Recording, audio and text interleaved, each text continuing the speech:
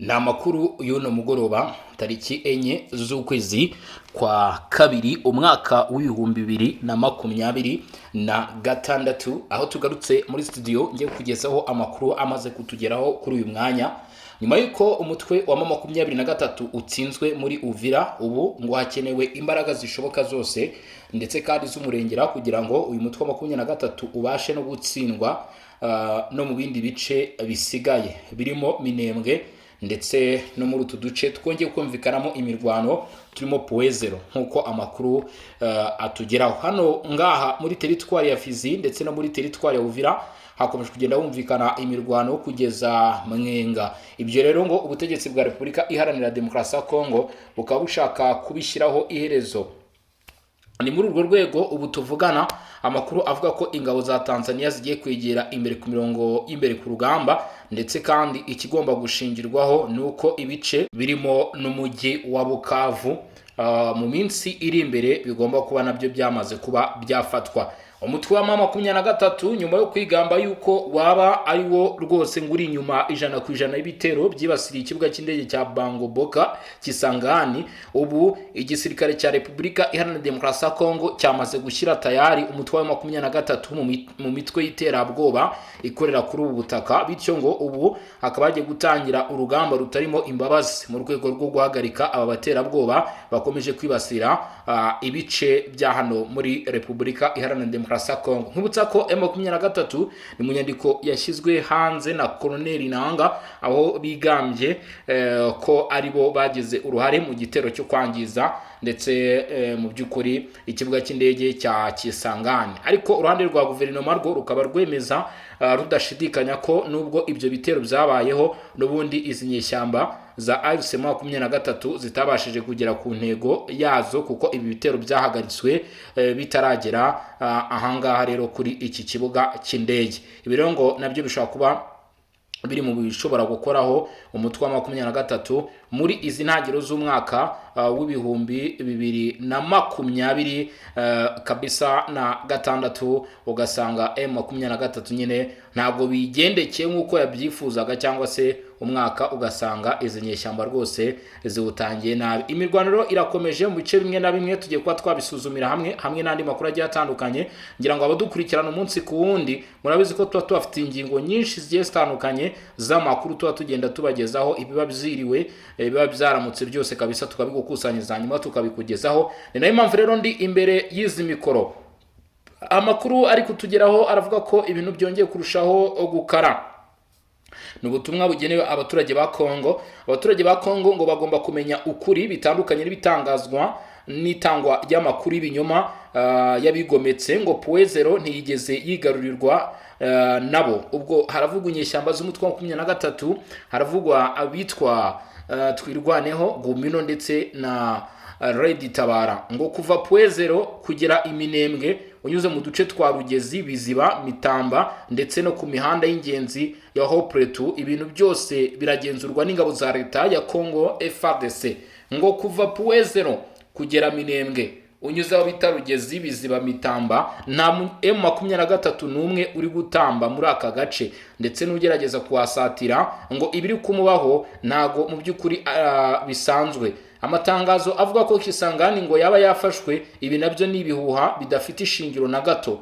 Ngo abigometse bagerageje kugaba ibitero bakoresheje drone, ngo ariko byabaye iby'ubusa kandi biteye isoni. Ngo izo drone zose zararashwe kandi zirahanurwa, nta ngaruka zagize, nta n'impinduka nimwe yabaye ku butaka. Ni mu gihe nyamara mu magambo yumvikanye ya Colonel Nanga, umuzabikorwa wa M23 cyangwa se w'irihuriro AFC, aho yavugaga ko ngo mu bitero bagabye ngo babashije kwangiza ahategurirwaga ibitero by'amadrones, ngo bityo na za Sukhoi 25, ngo bityo ngo ntabwo hazongera kubaho ibitero. Bivuze ngo dukurikije ibyo guverinoma imaze gutangaza ndetse no gushyira hanze, amakuru yavuzwe n'umutwe wa 23 yaba ari ibihuha ndetse yaba ari ibinyoma bidafite aho bishingiye, nk'uko ubutegetsi bwa Repubulika Iharanira Demokarasi ya Kongo burimo kubigaragaza cyangwa se burimo kwerekana mu by'ukuri ukuri kuri aya makuru, ukuri kwa nyako kuri inyuma y'ibikomeje kugenda bimenyekana.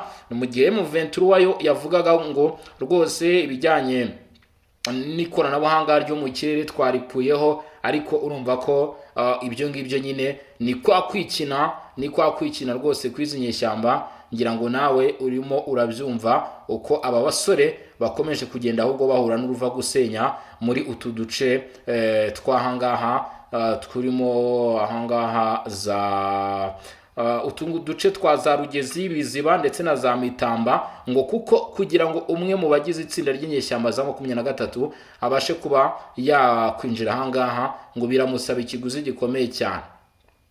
Ariko kandi nanone ubu tuvugana inkuru yo kwishimira umutekano muri Uvira wagarutse, aho igipolisi cyongeye gukora imirimo yacyo n'abari barahungiye mu gihugu cy'u Burundi bakaba bavuyeyo nk'uko byemejwe n'ubuyobozi bw'intara Kivu y'Amajyepfo nta gushidikanya, bavuga bati rwose abaturage bumve batekanye, abaturage bumve bameze neza, ati kandi bagendere ku yuha ndetse n'amakuru atari y'ukuri. Icyo bagomba kuba bamenya nuko kabisa ahangaha ubu ibintu biri ku murongo cyangwa se bimeze tayari.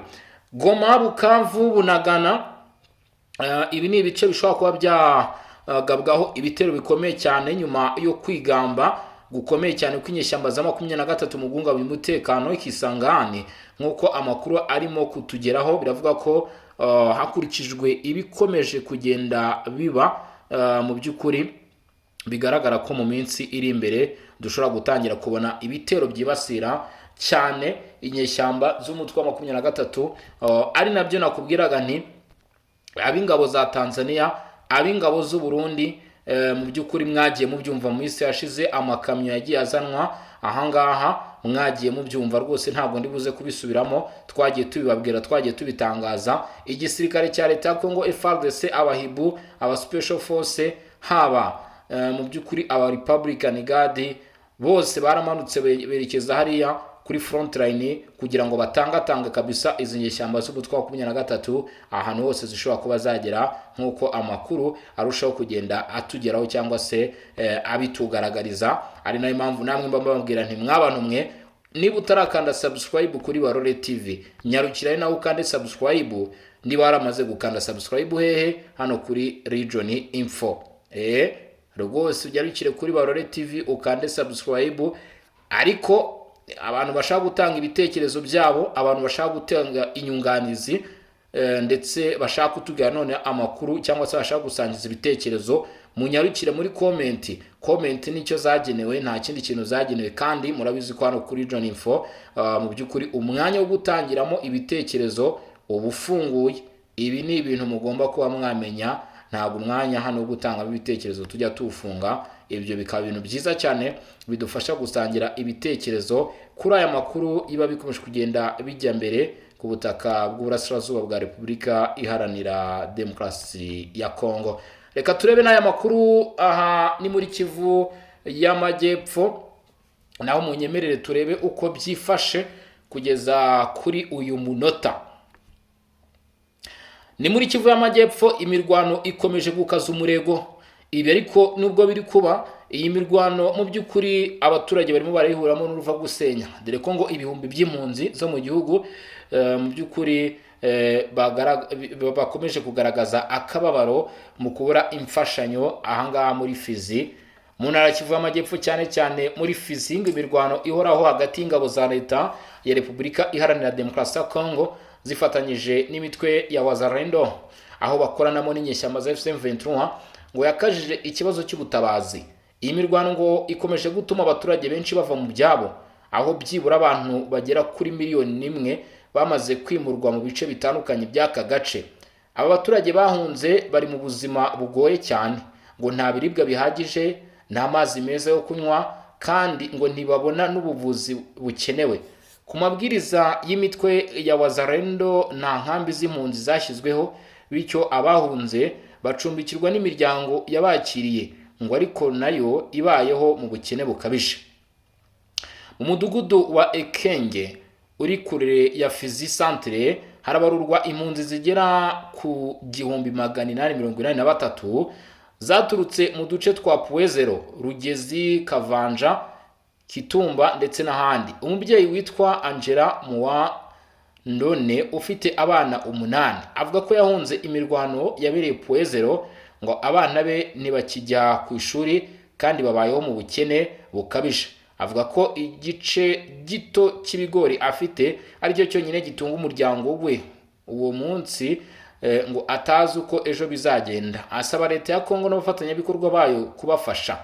Umuyobozi w'umudugudu wa Ekenga Mariani Makembe agaragaza ko ngo aba baturage bahunze bahura n'indwara nyinshi kandi badafite ubushobozi bwo kwishyura amafaranga asabwa ku bigo nderabuzima. Avuga ko kwishyura amafaranga ari hagati y'ibihumbi 50 n'ibihumbi 100 by'amafaranga ya Kongo bigoye cyane kuri bo, bigatuma batabona ubuvuzi. Urumva ko ni amafaranga menshi cyane, bigoye no kubona nanone muri ibi bihe igihugu kitameze neza. Nubwo ari ahantu ho guhungiramo, abaturage bavuga ko bakomeza gutinya kubera urusaku rw'amasasu n'iturika ry'intwaro igihe imirwano ikomeje mu bice bya Puezero ndetse no mu misozi ya Mitumba. Ngo ibi bibatera ubwoba n'ihungabana mu baturage, nk'uko Maurice Musema umwe mu baturage bahatuye abyemeza cyangwa se bahungiye aha. Abaturage ngo bahunze barasaba leta ya Kongo gufata ingamba zihuse zo kubafasha, ariko baranasaba ko hashakwa igisubizo kirambye cyahagarika intambara burundu, kuko aricyo cyonyine cyahagarika kwimurwa kw'abaturage kenshi.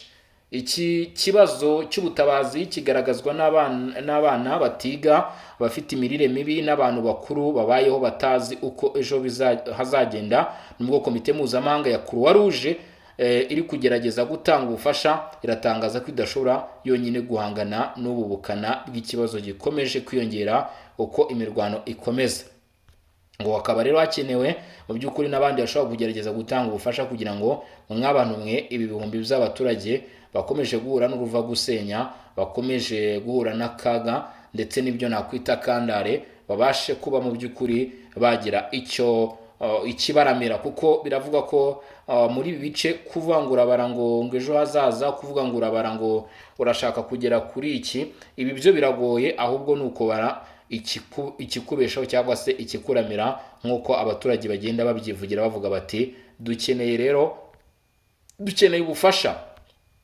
Ati imiryango igiye itandukanye bagerageze mu by'ukuri badufashe turebe aho mu by'ukuri twava ndetse naho twagera. Atariko ibyo nubwo tubivuga turi ku nkeke, kuko ibice bya Mitumba, za Puezero, za Ruzizi ndetse n'ahandi ngo imirwano iri kwavugwa nayo imeze nabi.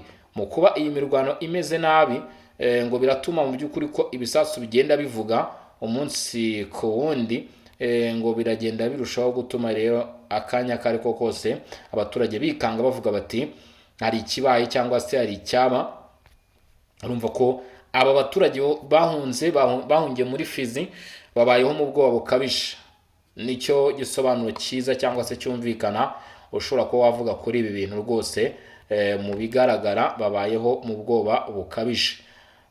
Ayo rero ni amwe mu makuru yaragezweho kugeza kuri uyu munota, ariko turacyagufite n'ibindi bigiye bitandukanye cyangwa se turacyagufite n'andi makuru. Ariyo mpamvu ugomba gukomeza kuba hano hafi.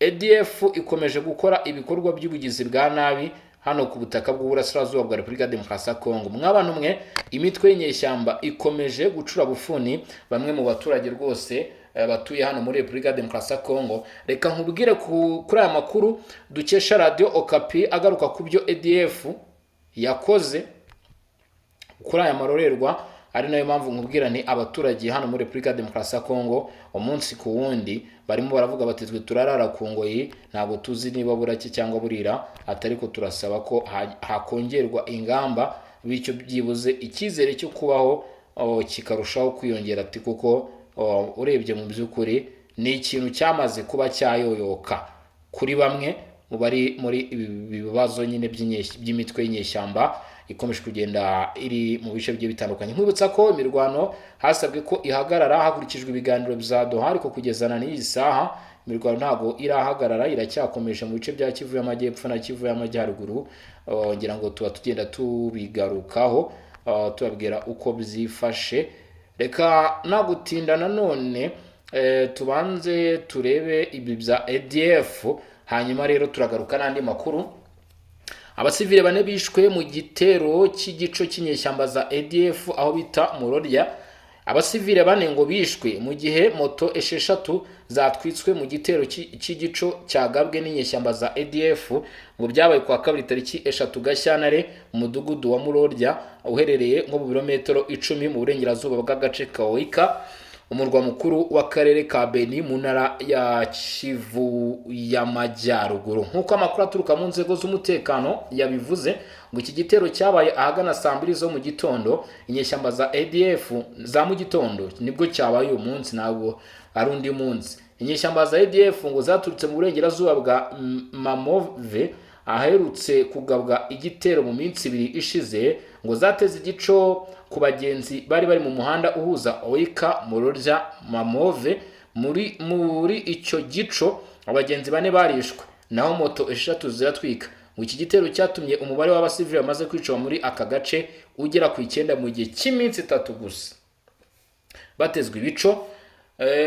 Ni mu gihe kandi agace ka Maribo naho hamenyekanye igico gisa n'iki cyagabwe uwo munsi nyine.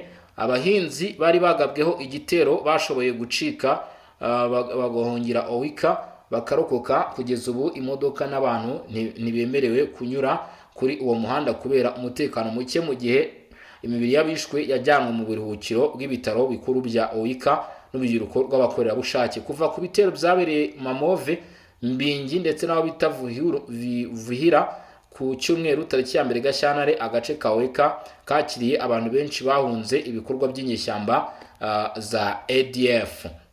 Urumva ko naho ntabwo byoroshye. ADF naho mu by'ukuri naho imereye n'abaturage barahungayo 23 bajyandi ADF nayo imeze nabi, ariko ubutegetsi bwa Kongo buravuga bati iki kintu tugiye kugishyira ku musozo. Nyuma yo kwigamba, ubu ingabo zamanutse Tanzania, Uburundi, FARDC, Wazalendo bose bamaze guteranira ku mirongo imbere ku rugamba kugira ngo bashe guhagarika byanze bikunze ubu bwigambe ndetse n'ibitero biri gutegurwa n'inyeshyamba zo mutwe wa 23, nyuma yo kuvuga ko ngo zaba mu by'ukuri zashyize hanze imwe mu ikoranabuhanga ryifashishwaga mu gucunga ikirere mu bice bimwe na bimwe muri kumva bikomeje kugenda biberamo imirwano. Iki kibuga giherereye mu mujyi ufite uruhare rukomeye mu mutekano w'igihugu ndetse kikaba ari n'icyicaro cy'ubuyobozi bukuru bw'ingabo zo mu gace ka 3 k'ingabo z'igihugu. Nk'uko AFC/M23 bivuga, iki gitero cyagabwe hagati yo ku itariki 31 Mutarama ndetse no ku itariki ya 1 Gashyantare 2026 hifashishijwe drones ndetse zo mu bwoko bwa kamikazi ziturika. Uyu mutwe uvuga ko wasenye ikigo kiyobora imikorere ya drones z'igisirikare ngo cyari cyarashyizwe ku kibuga cy'indege cya Kisangani, ngo ndetse bikaba biri mu byari bigambiriwe mu by'ukuri cyari cyarashyizwe ahangaha ku kibuga cy'indege cya Kisangani, aho bavuga ko ngo ingabo za leta zahateguriraga ibitero bigabwa mu duce uyu mutwe ugenzura, by'umwihariko Masisi, Warikare, Rucuru, Rubero, Karehe, Mwenga ndetse na Minembwe. Bukeye bw'ibi bitero ubuyobozi bw'intara ya Chopo bwahise bushinja AFC/M23 ishyigikiwe n'u Rwanda kuba ariyo yagabye ibyo bitero. Umuhuzabikorwa wa politiki wa AFC/M23 Colonel Nanga yasobanuye ko igikorwa cyakozwe n'umutwe ayoboye cyatewe n'ibyo urukurikirane rw'ibikorwa by'urugomo leta ya Kinshasa yakoraga. Yongeyeho ko ngo gukoresha indege z'intambara zo mu bwoko bwa Sukhoi 23 Pluton 25, drone z'intambara ndetse n'ingabo zifatanyije na leta bitazigera bisigara nta gisubizo. Aragira ati umwihariko mu gutera ubwoba hifashishije ikoranabuhanga wararangiye. Icyo twakoze ku kibuga cy'indege cya Kisangani cyashyizeho umurongo ntarengwa. Ubutegetsi bwa Kisekedi bwashingiraga ku bubasha bwo mu kirere ntibugifite agaciro. Turamenyesha ab'igihugu n'amahanga ko imbaraga zahindutse. Uhereye ubu igikoresho cyose cy'indege kizakoreshwa mu guteza abaturage bo mu duce twabohowe kizajya gishyirwa hasi. Colonel Nanga yemeza ko iki cyemezo gihagaritse ikoreshwa rya Kisangani nk'ikibanza cy'inyuma base aérienne cy'ingabo za leta ya Repubulika ya Demokarasi ya Kongo. Yakomeje avuga ko ingamba zo kwirwanaho mbere y'igitero defense primitive zatangiye gushyirwa mu bikorwa, aho avuga ko buri kibazo cyose kizajya gikubitwa aho cyatangiriye, ndetse anashimangira ko gukoresha Kisangani nk'ategurirwa ibikorwa byo gutera utu turere bitagishoboka, ndetse avuga ko igihe cyo kwirata imbaraga z'ikoranabuhanga kuri leta ya Kinshasa cyarangiye. Yongeye ko AFC/M23 yiteguye ikiganiro, ariko ko ariko ko ngo ubutegetsi nibuhitamo intambara ngo ingaruka zayo zigomba kwakirwa. Ku rundi ruhande, nubwo AFC/M23 ivuga ko yasenye ikigo kiyobora drones ku kibuga cy'indege cya Kisangani, ubuyobozi bwa leta bwo bwatangaje ko kubera ubushishozi n'ubunyamwuga bw'ingabo za FARDC n'abafatanyabikorwa bazo, drones 8 zahagaritswe zitaragera ku ntego yazo, hatangajwe ko nta muntu wapfuye kandi ko nta byangiritse bikomeye byabaye. Ubuyobozi bw'intara ya Chopo bwavuze ko iki gitero cyerekana nanone ubushake bw'u Rwanda bwo guhungabanya amasezerano y'amahoro yasinywe i Washington mu rwego rwo guhangana n'icyo kibazo. Ubuyobozi bw'intara ya Chopo bwasabye umuryango mpuzamahanga kurenga ku kwamagana gusa ugafata ingamba zifatika kandi zikumira zigamije guhagarika igitero kimaze imyaka irenga 30 no gusaba kuvanwa kw'ingabo z'amahanga n'abazifasha mu duce twa Repubulika Demokarasi ya Kongo twigaruriwe. Ibi bitero bizatumye abaturage batuye hafi y'ikibuga cy'indege cya Bangoboka bahunga ubwabo bava mu byabo mu buryo butunguranye. Uku kwiyongera kw'intambara kwabaye mu gihe ku itariki 2 Gashyantare 2026 i Doha, leta ya Repubulika Demokarasi ya Kongo na AFC/M23 basinyaga manda yaturutse ku nama mpuzamahanga ku karere k'ibiyaga bigari nyuma y'inama ya komite ishinzwe gukurikirana ndetse no kugenzura ishyirwa mu bikorwa ry'agahenge yateguwe na Qatar mu rwego rwo gushakira umuti urambye amakimbirane yo mu burasirazuba bwa Repubulika Iharanira Demokarasi ya Kongo. Ntabwo byoroshye mw'abantu mwe, ngira ngo murumva ko noneho urugamba rwabaye ukwerura, ntabwo bikiri uguhisha. M23 irasa nawe yemeye kuba umutwe w'iterabwoba ndetse n'umutwe noneho watangiye kujya wigamba ibitero nk'uko mwagiye mwumva imitwe y'iterabwoba igiye itandukanye.